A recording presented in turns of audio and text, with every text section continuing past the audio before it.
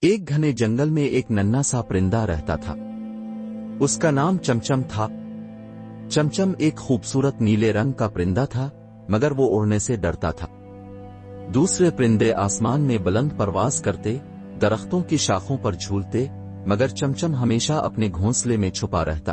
ایک دن ایک بزرگ الو نے اسے دیکھا اور پوچھا، چمچم تم اڑتے کیوں نہیں؟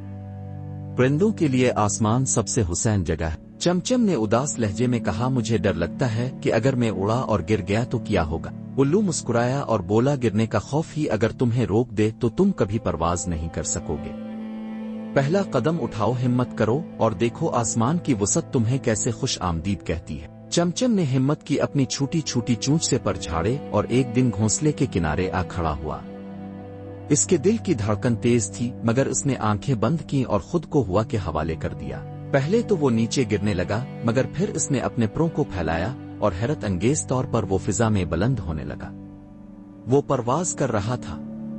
وہ خوشی سے چہکنے لگا اور آسمان کی نیلاہٹ میں کھو گیا۔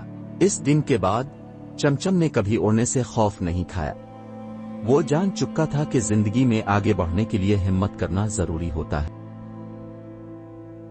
پیارے بھائیوں، اگر ہماری یہ ویڈیو آپ کو پسند آئی ہے تو ویڈیو کو لائک شیئر کرنا نہ بھولیں۔